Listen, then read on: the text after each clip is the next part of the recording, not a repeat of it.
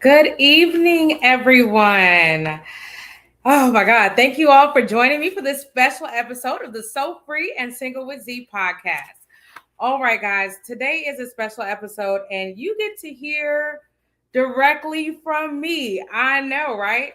Typically, when I'm on, I have for the podcast, I have two guests with me. I'll have a male guest, a female guest, and I know y'all been waiting to come back for the conclusion of season two, and we will pick up in January. But today, I wanted to have this special episode. And this episode, because my show is about, yes, it's about, we talk about the woes and all the different things that come along with single life. But along with single life comes heartache sometimes, and sometimes it comes with loss. So today, what I'm going to be joining you all and talking to you all about is the topic of sleeping just to see you in my dreams. And this show is dedicated to David Marshall.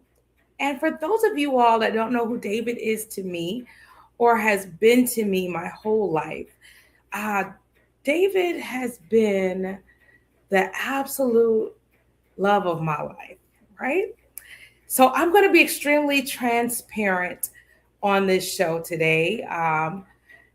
You know, hey, I want you to chime in. I want you to engage. I want you to ask questions because I want this to be as light as possible. But I got my handy dandy Kleenex here because I already know, even though I as strong of a person as I am, this is a subject that's really tough for me. But I want to talk about it, and I'm including you all because I think this alone is a part of the healing that goes into this conversation that I'm about to have. So I'm going to start all the way at the beginning because you're like, who is David? You're like, last time I checked, Xander, you were single. Well, there's some truth to that. There's a lot of truth to that. I am single, okay, but there has been a man in my life that I have loved for 30 years. You're like, that's crazy, Xander. To have someone in your life that you love 30 years, and why aren't you together? Well, I'm going to take you all back. I'm going to take you back into a time. Now, if you have my book, When Church Girls Cheat, then you know a little bit about it. And I've had some people ask me questions about that and ask me questions about him as they have actually read the book. They're just like, hey, are y'all still in contact? All this good stuff. But I want to talk about that today, just so you understand the journey. So I'm going to read a couple little excerpts out of the book, but then I'm going to talk about it. So I want to start with here. If you have the book, I started in the chapter Throwback Love. And I talk about here, it says, one day I sat back and reflected on a time when a man made me feel the happiest. And the only time I could think of was my old high school love. And I know. How could I say man and talk about high school at the same time? It's an oxymoron, right? However, you would have to know this young man to know why I could say that with a straight face. If ever in life a man treated me like I hung the moon, it was then. While we lived 45 minutes away, you couldn't tell. You couldn't tell me that this man didn't adore me. We met while singing in the same traveling group choir. We were it, and I'm going to expand on that in just a minute. But he was so sweet, kind, and loving to me. I measured anyone after him by him and how he treated me. He was he was a year my senior. Our post high school choices caused distance between us, but unasked questions, lack of maturity in matters of the heart broke us apart. But we were a couple that everyone said would be together forever. I suppose that wasn't in our cards, but the love I had for him was unmatched by anyone. He would His love would forever be in my heart. So, so let's talk about that. So, when I was 17, I met David, and we were both a part of the group that I sang and traveled with and toured with, Wisconsin State Youth Choir. We were all a part of that, and so I met him, and I was just barely allowed to start dating at 16. So that was something that was new altogether. But we just barely started to know each other during that time. So we, of course, he asked me out, and at that time you go together with somebody. So we go together. So we were together, and it was like magic. Even though he lived in Racine and I lived in Milwaukee, which those who are from that area know that that's pretty close to each other. But we talked all the time. He would always come see me. We would go on dates. We would do all the things. It was great. And even at that young age, he absolutely, like I said in the book, he treated me like I hung the moon. There was nothing about our relationship that was ever sour. We never had an argument that I can ever remember. And yes, we were young. We were super young. And I know people will say at that age, you're like talking about puppy love and all those different things. But I will say that there was nothing that can compare to the way that he treated me with the utmost respect, the utmost love, even at that age. So imagine getting that at that point in time in your life, and then having to go on the rest of your life and try to compare to that. It was incomparable. It really was. So and I often would laugh and joke about these things, like we would buy, if say we're buying each other Christmas gifts, he would buy things that were like so way out of, like, for a teenager. It'd be so out of it. So he's like, okay, I'm gonna get this. I would open my box and there's like this black dress in there. I'm like, what? Like, you went shopping at Buff store? Everyone else is getting teddy bears and candies and all that stuff. But he was just always, always, always going beyond that. So I really loved how he loved me even then. So that was something that, even in as our life changed, he still, was the bar for that for me always. And hey, everyone, I see y'all chiming in. Hey, thank you. Thank y'all for chiming in. Love it, love it, love it. And these are people that knew us way back then and knew that we were just it. We were a couple. We were it. There was just no other person that I cared about more. So as time went by, I started talking about college and things like that. And so at that age, I grew up in a family that there was nothing else. And it really taught me a lot, even in the field that I got into. You all know that I've been an educator for over 20 plus years. So it taught me some things, because later on, what I learned was that I was probably a little pushy when it came to those things, because I was all about school. So if I was doing this, I'm like, did you do this? Did you do that? Did you do that? And so, for him, he was still trying to figure that out, like what he wanted, to do post high school, where I was all in this zone about school. And I just didn't really see anything else. So when it was time, for me to start, getting all these acceptance letters and start doing all these different things, my family also was probably a little pushy about that too. And so it really David stepped back just to give me that space, because he told me later on that he felt like he would have been in my way, like, because I was just so hyper focused on that. And then what I also found out later is that he just didn't think my dad liked him. And I'm like, what? I said, my dad didn't like anybody. He was a military sergeant, all of that stuff. He gave that scowl to everyone. So I felt horrible later on, because I was like, that was intimidating to you? He was like, yeah, I just knew your dad didn't like me, and I didn't, So I was like, oh my gosh, like, seriously, this is, that was eye-opening to me, that how much of an effect that can be. And again, that's something that shaped me as a parent too, because I'm like, hey, you can really truly change the trajectory of somebody's life just by how you react to your kids, boyfriends, or their choices or whatever. But it was never that my dad didn't like him. My dad actually really, really loved David. And so that was his scowl to everybody. I was the girl. He was going to be like that. So nonetheless, we broke up, and life, was just different. It was like, wow, I just didn't know how to react to that. We had some interesting times in between, but we broke up. So after that time, I went on, and those who know anything about my life, I went on, I got married, and I was, I had my daughter, and kind of did was doing life, and then he also went on and got married and was doing life as well. So during that time, we, of course, we still ran in the same circle. So I hung out a lot with his brother and all of our friends. Our little friend group. We just kind of stayed pretty close, and so we respected each other's boundaries or whatever. We never crossed any of those boundaries.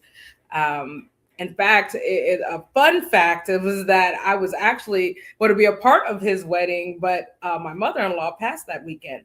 So I ended up at the last minute not being able to be a part of his wedding. So that's how much respect we had for each other, just as, hey, life is life. Let's do that. So we went on, and, you know, my marriage came to an end. And at one point, his did as well. So I can recall how this went down. So I was at home, and my car, I had a car at the time, 86 Grand Am. Y'all know that Grand Am if y'all rode around with me. But I had this car, and it started to start to trip a little bit. And I'm like, oh my God, I'm still recovering from just lifing at that time, being young, and I'm like, man, I need my car worked on. But then I had an epiphany.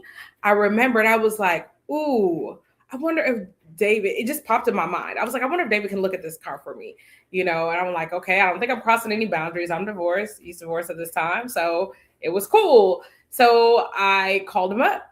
And let me tell you, I don't know how David got to my house that quickly. Because again, if you recall, I said we lived about 45 minutes from each other, 35, 45 minutes. And when I say this man got to my house in lightning speed, it was quite hilarious. But he got there. He came, he saw about my car, and we talked and we caught up. And that's when David learned that my dad did like him, because him and my dad start having a conversation, and they're talking and they're chopping it up to almost the point where, like, hey, this is my company. Like, what are we doing here? So it was really cool. So they talked. He was like, man, I just thought your dad didn't like me all this time. And I'm like, he did. So we started talking, we started kind of going out. So my first thought was like, okay, this is it. This is how it was meant to happen. We're supposed to get back together. So here we are, like, dating a couple times. And it was funny because I think I drove to Racine one day, and I had my daughter with me. And I can recall, and Mrs. Marshall coming by. I don't know if she remembers this story, and I hope she's watching, because we talked about this. But I remember she came by and she met my daughter, and she was like, oh my gosh, she's the cutest little girl.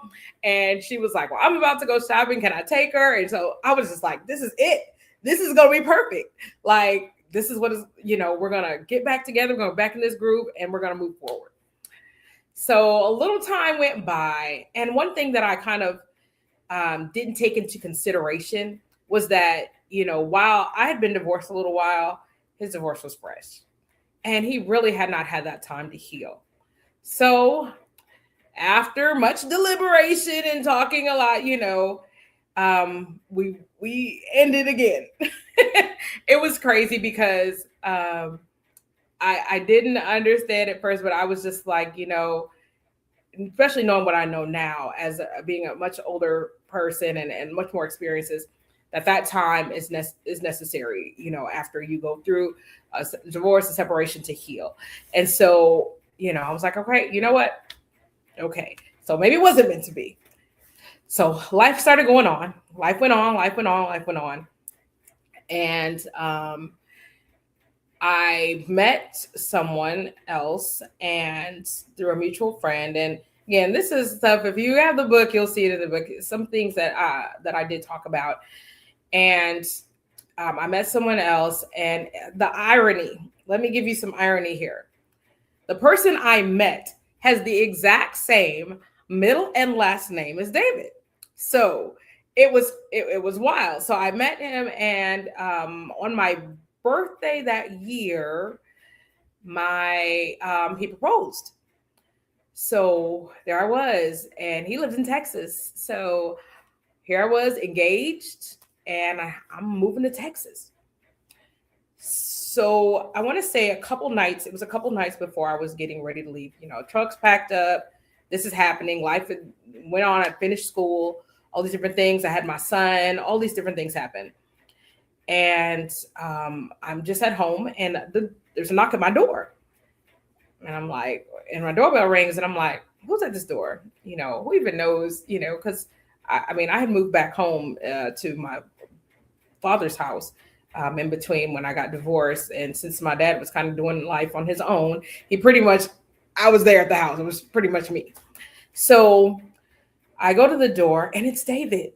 David's at my door. And I am in utter like shock because I'm like, what's going on here? So he's at my door, and he was just like, I just need you to hear me out. And I guess he had heard about my engagement through other friends, our mutual friends, because again, we still ran in the same circle. And so he was like, I just want you to hear me out, and he was just like apologizing for, the breakups before, and really wanted to work things out.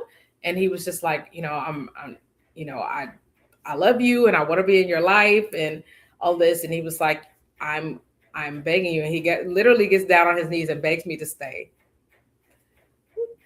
He begs me to stay, and he's asked me, he said, if you'll stay, you know, like, let's do us, and he said, but if you choose not to, he said, I have to respect that, and I will, stay out of your way. Um, but I have to, he said, I just had to give it a shot. So at this time, I'm in full tears, of course. I'm in absolute full tears. And I am conflicted because now it's twice we've kind of we've broken up. And I guess my pride and just like, well, I've already told someone, yes, I've committed to someone, like my truck is packed, I'm getting ready to leave. And so, um, even after that, I said no. And the thing was, I don't think I've ever told David no. So it broke my heart because I was like, I committed to someone. And he said, and, he was just as calm. He said, I respect that, that this is what, decision you made. I respect that. And I promise I will never interfere. I'll never get in the way. And he left. And I, no lie, I cried myself to sleep that night. I cried and cried because I was so torn. I mean, I know that I never lost any love for this man. And, but I'm like, how do I tell my fiance, hey, you know what? I'm not coming. He had his plane ticket. He was coming down to drive this truck with me to Texas and start a new life. So I stuck with my decision and I left. So during that time, we did not, he really did respect that. He did not interfere with my marriage. I left. I went to Texas, got married, started life again, and lived life. But I mean, those who know, because I'm very transparent, and my exes know this. I have no qualms about talking about this, but our marriage wasn't what it was. It was not that. So probably about a good 10 years almost had went by at that point. If I think about all that time, about 10 years went by. And we had this big block of time that we really respected each other's boundaries. And I was, sulking in my relationship and all the things that were going on with me. But I was sitting at home one day and it was as clear as day, like David's face appeared to me. And I was like, oh my God, like, I wonder how he's doing. And then I, just kind of looking at where we are, I was like, well, his birthday's coming up in a few days. And so I remember calling his brother Dennis and saying, okay, Dennis, hey, how do you think, how is the relationship going?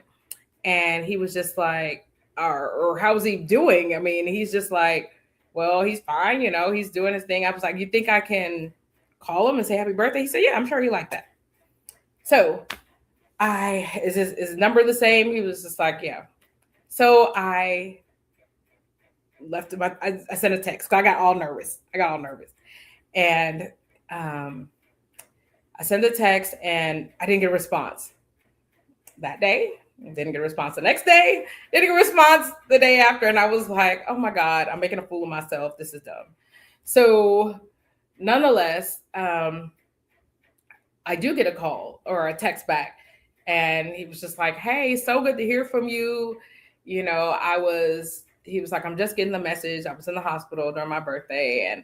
And so I'm just now kind of catching up on my messages. He was like, man, it's so good to hear from you. He said, we should catch up. And I'm like, yeah. So we had kind of set a time to catch up. And when I say we talked for hours, just hours and hours, catching up, laughing, joking, you know, to like we always did. Like it was always a time. And if you know anything about David, it was always a time. Like he's funny. He's gonna be he's that person that's going to just have you in stitches laughing. And we caught up, we talked about, you know, just all the things, you know, how's life been. And granted, I was leaving out the parts of the broken parts of me, because one thing that I knew about him is that when it came to me, he would try to rescue. And that's not what I wanted. I just wanted, you know, he was on my heart and I just wanted to talk to him. I just felt like I just needed to talk to him. So that was good because it really lifted my spirits. And so, you know, we promised, you know, not to stay too long without catching up with each other. Probably a couple months went by and he reached out to me again, and we caught up some more, laugh, talk as we always do for hours. And I would mention to him, I was like, yeah, you know, I'm going to be coming up to Milwaukee, and like I do. Those who know me, when I come to Milwaukee, when I first moved, when I come to Milwaukee, I would try to see everybody. I need to see everybody. As time went on, and I lost the desire to be coming back and forth to Milwaukee so much, it was all about just getting in there, doing what I need to do, and getting out. So I would do that. But it was always hard because if I go stay with my relatives, somebody's coming by. If I stay with my friends in the city, somebody's coming by. So I was telling them about this. I was like, man, I need to go. It was like an event I was going to. I said, I need to get in there and I need to get out. So we talked about it. And he said, hey, I'm going to throw something out there. And Lord, don't let me get in trouble with Mrs. Marshall. I know you're watching this, but I'm going to tell it. So he was like, you know, why don't, you know, this is when he had his apartment. He was just like, hey, if you want to get in and out of Milwaukee and you don't really want people to know you're here, he said, why don't you come? He said, you could stay here. He was like, I'll stay on the couch. He said, you know, just come here, do what you're going to do. And then, you know, when you're going, you're gone. Let's be cool. And all of the anxiety in me was just like, oh my God, I can't do this. I mean, even though my relationship was at the end, it still was on paper. And so I did not want to be, you know, put either in that situation. So, but nonetheless, after lots of pondering, I said, okay, all right. Because it really provided the perfect situation for me to just get in there and get out. So when I got to Milwaukee, or got to Racine, I flew in and I got there, and, you know, it was absolutely awesome. Absolute gentleman. You know, truly, we again laughed and caught up a little bit. And then I went to the event that I had to go to. We caught up some more afterwards, and then I truly I got back on a plane and went back to Texas. Now, again, there was nothing happening, but I remember saying, man, how's your mom doing? You tell your mom I said hi. He was like, absolutely not. My mother will lose it if she knows that you were here. And I was like, as much as we were, as old as we were, we still have respect. And he had a true, utter respect for his mom. And he was just not, he was like, no, she will not know that you're here. So, and I respected that, of course, because again, the situation was just a little sketchy, but I mean, nonetheless, there was no foul play, none of that like that. I said he was absolute gentleman. So I go back to Texas, and now I'm just like, my heart's all over the place, because catching up with him and like seeing him in person was just like, oh my God, my heart was all over. And I was in a situation that was broken. It was hopeless. It was on its way out. And I'm like, did I make the wrong choice 10 years ago? Did I make the wrong choice?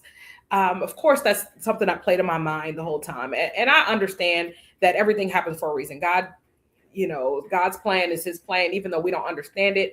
And I know that everything goes the way that it's supposed to go. But I couldn't help but wonder, like, was that where I was supposed to be? So nonetheless, go back to Texas, and I think it was probably some months that went by, and I had to do the same thing again. I needed to get into Milwaukee, went to this event, and leave. And so we once again, same arrangement, same, keeping it just at that level. Did that, had a great time, and came on back.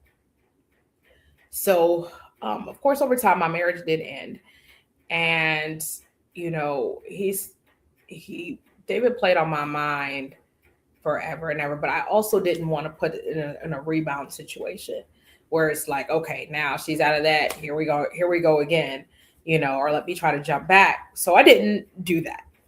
But over these years, we just continue to just stay in contact.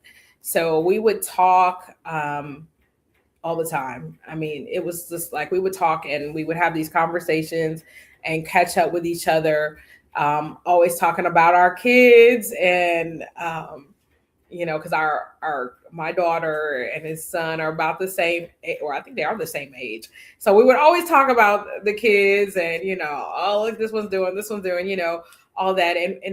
And we were able to, over these years, really share the things, our heart for each other. That's one thing I can say we never lost. We never lost a heart for each other. We always, always, always kept a mutual respect, but mutual love for each other. And I'm glad that we always shared it, like, out loud. We said those things. We didn't just, it wasn't just a thought like, oh, I wonder if he knows. Like, we knew, we talked about it. And for those who know, David had a lot of health concerns, so that he dealt with since he was a child. So he really outlived a lot of what the doctors didn't expect that he was going to do.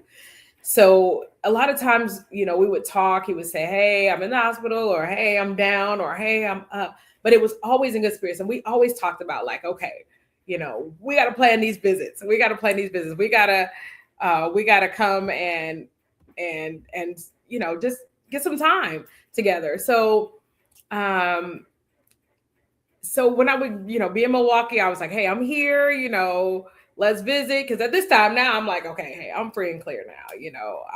I'm not in a relationship. And hello to all the people who are shouting out in the chat. Hey, everybody. But we had this understanding. But of course, life was still life for me, because at that point, I was a single mother at that time. So, even though my kids were older, it was making sure that my kids were taken care of. And then, he was doing life and trying to stay as healthy as possible. So, time kept going. And of course, we're not getting any younger. But in the last few years, I mean, I think we talked the most. And the more we talked, we talked even more about our love for each other and how we really were a bar for each other. And we talked about how, he was really trying to hope to get that last transplant, because he was, we got to that conversation. He was like, maybe we should be together. Maybe we can live out life together. And all the things that we've gone through and the things that we've experienced in life, like, this is what's is for us, to lead us together. So we talked about it. He was like, Zandra, I'm coming for you. And so that was something that I looked forward to, like, yeah, this is going to all be great. He's going to get better. even though things, are tough right now, it's gonna get better. During this time, or even between that, there were several times where he had medical emergencies where they thought like he wasn't gonna make it. So one time in particular, his brother called me and was like, "Hey, you know, the doctors are calling it, like you need to get here." And so I got on a flight, got up to Racine, and they was in bad condition. He was in bad condition. There were tubes everywhere, and I was just mortified. And so he wasn't expected to make it. So basically, I was there like I'm going to there to say my goodbyes. And so I'm there, and that night I remember going to my hotel that I was staying in. I went to the hotel, and then I get like a call the next day. He's come out of this coma. And I'm like, wait, what? You know, and so, as soon as I get up and I get there. And one of the things that shared with me that he was like, he said he got out of the coma, and he shared with his mother that he was like, I had a dream that Sandra was here. And she's like, she is. So I got there, and I just stayed with him there at the hospital. And I'm like, this is miraculous. Like, he's pulling through, which also gave me hope. Like, yes, he's doing great. He bounced back from that. He can bounce back from anything. So like over this time, I guess I always just was like, he's going to bounce back. He can bounce back. He's bounced back. I mean, he's far outlived what his doctor said that he's going to live. So at this point, I mean, we're just going to keep this going. We're going to keep this energy going. So we again talked and caught up, and there were plenty of times in between there that we just even he was in the hospital, he never wanted to tell me. He always felt like, hey, like, I didn't want to tell you, I don't want you to worry about it, but I would say, if anybody, tell me, so I know how to pray, so I know how to approach this. But he never wanted to tell me when things got bad. But the last I would say August, September, like we talked a lot. And we talked a lot about his, the pain that he was in and all the things that were going on in his body those few months. And, it was hard to hear, because you never want somebody that you care about, to be in pain. But of course, my heart was hopeful, and I'm like, he's going to be great. He's going to pull through this. I mean, this is a bad time now. And he always talked about how much during, the family was going through some other things. And he was like, man, I feel so good that I kind of get to be on the end where I get to kind of take care of my family, so I love that for him, because he was just like, this is different. He said, they've taken care of me my whole life. Now I'm at this point where I get to take care of my family. And he was like, now I'm going through a little spell. But he said, I'm glad that I was able to do that. And so we would talk, and then he was telling me about, the pain that he was in. And again, that's hard to hear from somebody that you love and care about. So eventually, I did a lot of traveling. So during that time in September, I was on a 6-week worth of contracts and just everything. So I had went to a retreat in California. I went to the retreat in California. Then I left there, and I went to a bridal shower in Chicago. And when I left the bridal shower in Chicago, I went to West Virginia and worked for 3 weeks in one location, 3.5 weeks in one location. And then I went to another place in West Virginia, worked for another half a week. And then I was coming back. And then it was time for me to come back for the wedding. So I had to come back to Chicago. So during that time, while I was in West Virginia, David told me that they were going to kind of gave him some options and they were going to put him on hospice care.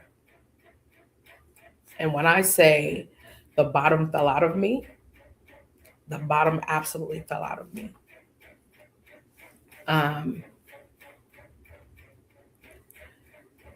Because that sounded so final to me.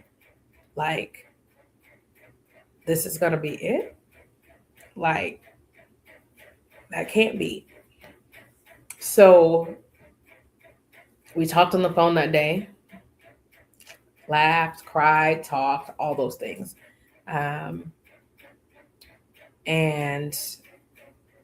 it just kind of sat with me. And here I am up in the mountains of West Virginia by myself, y'all, by myself, because I'm out doing contract work and I'm processing this.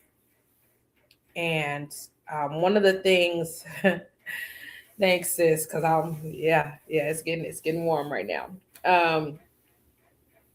So I processed this and we talked and he was like, Sandra, no, he said, it's okay. He was like, I'm in pain, like at a 10 every day.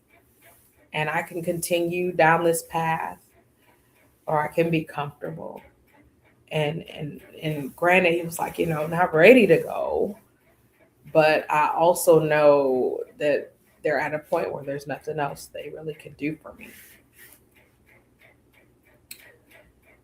So I said, we talked off the phone. And I mean, there were lots of endless tears. So, we just kind of talked a little bit how things were going to go. So during that time, we talked and it was days like there was one procedure he had done. He was like, I have to lay down for like flat. He was like, it's so uncomfortable. So I was like, I'm just going to talk you through it today. So we just talked and we talked that whole time. We talked and he was like, wow, the time already passed. Like we talked that long. And I was like, yeah. So, that made me happy just to be able to, ease that pain a little bit.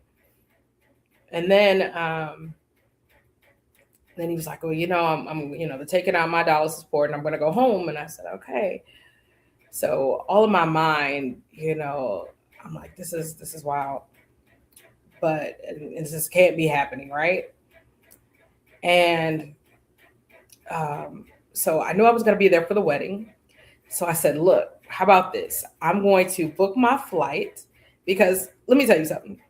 This man was, while he was supposed to be, most people will say, you get on like a hospice care. They're just like, man, I'm just going to go home and just, no, I'm talking to this man. Where he at? Red Lobster. What? Where he at? Oh, IHOP. I'm like, okay, so he's just not going to lie down and take this, which is great because, he's like, hey, I'm going to live out my days. Whatever I got, I don't know how long this is going to take.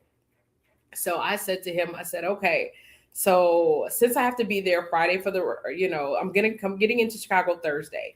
I said, this is what I'm going to do. I'm going to set my flight to come in early. And that way we can, we'll go on a date. Let's go to brunch then. Since you're out kicking it, you're going to live out your days. Let me at least get to set eyes on you again. So I'm like, let's prepare that. And so I remember texting him and he was just like, are you serious? And I was like, yeah, I'm going to just set that because Thursday I don't have any plans. The rehearsal dinner is not till Friday evening and the wedding is not till Saturday. So this works. And so he's like, okay, perfect. I'm looking forward to it. So we had been talking and texting in between there. And I want to say the Friday before we had spoken a little bit because what I laughed about is when he was home and he had come back from Red Lobster and he was like, I was like, what are you doing? He's like, I fell asleep. And I was like, really? He was like, yeah. He said, oh, I got that itis. I've been sitting here. He was like, let me get up and take care of my dishes and all this stuff or whatever. And I was just like, oh, okay, cool. I said, okay. And so he was like, yeah, I'm glad you called. He was like, I'm sitting here just want to sleep this day away. He was like, I'm going to do that. And I said, okay. So we talked for a little while again. And then, he went on to do what he had to do. So then that Saturday, I called him, and he was like really tired. And he was like, "Hey, Z, I didn't sleep last night.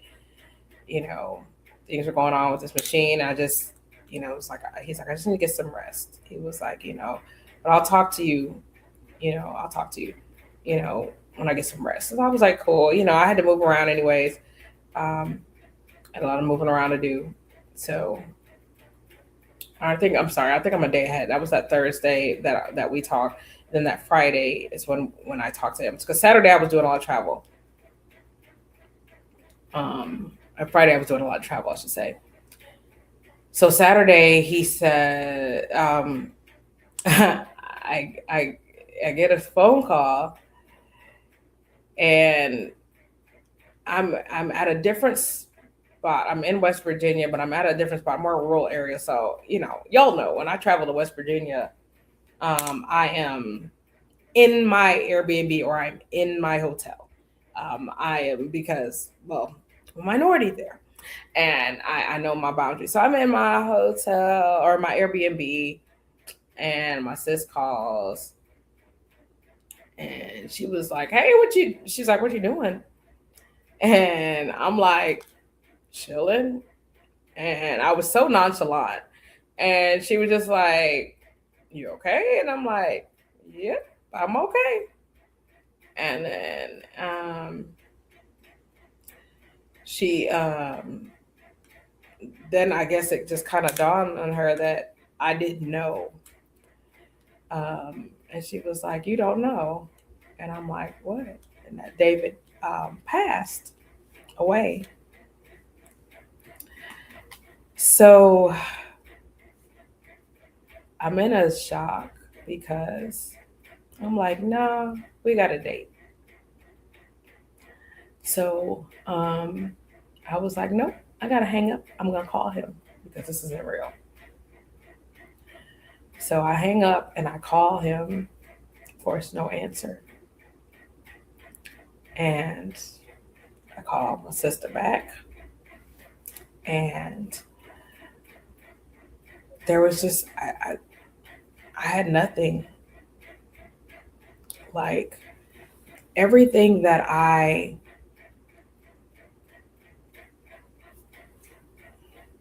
everything I hoped for felt like it just went down the drain. Because when we were talking, he was just like, "You know what? What if I never needed all this stuff? What if I never needed all of this equipment and this dialysis? And what if they take the stuff off of me, and maybe I go on and live a normal life, because I never really needed all this stuff?" So I was just like, "I don't know, maybe." And then when I saw him out hanging like he did, I was just like, "Well, maybe, I don't put any limitations on God, because God is, God." Um, but I sat there and I had to absorb that. Like, it was the hardest news ever. And I don't know what I expected.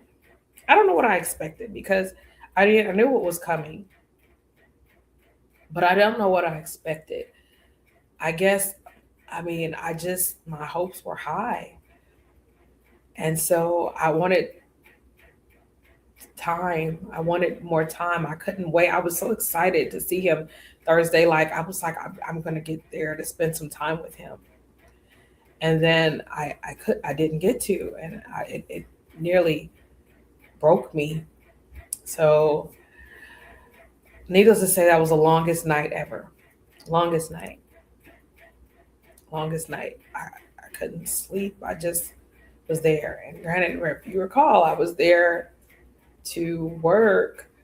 So I went and did the contract the next day. I don't know how good I sounded doing it, but I let it happen. No, I had one more day in between. I'm sorry. I had Sunday. So I had Sunday to try to pull myself together. And then Monday, I went and did the contract, Tuesday and Wednesday. And during that time, of course, now I'm like, okay, I'm calling people because um, I'm calling people because I'm like, okay, I need someone to take my next contracts, and um, because I'm in a way that I'm not going to be a part of this celebration of his life. So I called up a friend and was just like, hey, can you, or someone that could take this contract if I need you to, or, I'll pay them to do it. I'll train them here virtually. And so I had a plan. I said, I don't know what the arrangements are going to look like. So um, when I do get the information, the first piece of information I got was that the services were going to be Saturday. So y'all, tell me all if you listening to this story, what was supposed to happen Saturday? That Saturday, the wedding that I'm in, and I was like, oh God, there is no way that I could tell my girl, my sis, that I was not going to be in her wedding. That at the last minute. So now I'm bawling again at high levels of bawling. I'm just bawling. So then I get a call, and then at this point, well, even before that, I just have an audible conversation with God. I was like, God, not only is he gone, now I don't even get to be a part of laying him to rest. Like, I was livid. And not speaking to God in an angry way, because again, I know things are for a reason, but it was just all the emotion. So I'll say not a couple hours later, I get a message from his brother, and this was like, oh, well, it's actually moved to Friday. And I said, oh my God, okay, God, thank you. At least for this, because I'm already broken. I'm already broken. You should imagine me up there trying to present to people and not just fall apart. So, nonetheless, I was able to get there, and Friday I was able to, and I love Mrs. Marshall. She called me, and if I wasn't able to make it, she was gonna make any kind of provisions to make sure that she got a stream to me and all of that. And I was just like, no, I'll be there, because I just couldn't imagine not being there. And so I was able to get to the service Friday. I got Friday morning and be there, and it was I I don't know that I've been to a service, and it was a great testament to his life, because one of the things that he requested, he wanted to have church. He didn't want it to be the sad, drawn out occasion, and I think the family did a great job of making sure that it was a celebration of his life. And yet, I cried the entire time. It was wild. I cried the entire time. I got there early, and the crazy part was I got there early, for the viewing, because my goal was to get there so that I could just kind of weep on my own, for just a little bit, because I caught myself getting there early. But the whole family was there. They were arriving about the same time that I did, so which was good, because I had an opportunity just to love on them, and I'm really grateful for just um, the love, um, the love that I saw pour out. I mean, I had so much on my heart, so much that I felt like I wanted to even say more. But the thing that I say that I don't regret is that we told each other how much we loved each other. We told each other how much we meant to each other, especially in those last days. We told each other. So I don't have regrets um, where that's concerned. He knew how I felt about him, and I know how he felt about me. Um, I've never experienced a love like that in my life, and even though our paths took us down different roads, we still always had each other, no matter what. Um, and so I was able to be there and just be there and spend those last moments as he was laid to rest. But I'm I'm sad because I want I wanted more time. And I know there's no one hurting more than his family, but I'm also happy that I had the time and to experience. I know there's so many people that go through life and can and not say they've never experienced true love. I can go through my life and say, I know that I was loved. I know what it feels like for someone to genuinely love you and someone to genuinely have you in their heart and you have them in their heart, no matter what life took us. And we respected each other. We respected each other's boundaries, respected each other's lives, and still maintained that love. And no matter what was going on in our lives, it was still there. So I am excited that I got to experience that. And while now, just like the show says, the title of it, I sleep just to see him in my dreams. It's true. You know, I know that when I'll see him and the Lord, as the dead in Christ rise and we all go back to be with the Lord, he's going to be there. And I know that. I know that. Because David loved God. That's one thing he did. He loved God. So I know where he shall reside for eternity. Um, but I'm glad that I got to experience his love. It's like nothing else I've ever experienced. And I know that he'll always be with me. He'll always be with me. Um, so I did this today um, because one, I didn't ever feel like I could just go on and not talk about such a great love. I feel like people need to know, like it exists, and in whatever form, and anytime you have an opportunity to tap into a love like that, um, and in your heart, don't let it go. And even if you get to experience it for a time, it's still a blessing than to never experience it at all. So I don't have regrets in that sense because I got to experience it for a time. And for these 30 years, almost 30 years, I got to experience it, whether it be um, during face to face or whether it be just in the background of my life. Um, so I just want to thank you all for joining me today for this special episode and listening to me be so transparent. And um, I thank y'all for joining in. This is something that's a topic that was near and dear to me. So the regular podcast, So Free and Single with Z, will come back in January. But right now, I hope that you all enjoy this holiday season. Love on the people, because October 11th, I lost who I believe the love of my life. But I can't say lost because I don't think he'll ever be lost. He's here with me forever. He's here in my heart forever.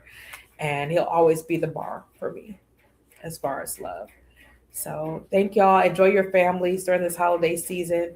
I can't wait to see you all back with So Free and Single with Z podcast. I love y'all and thank y'all for tuning in. Y'all have been great.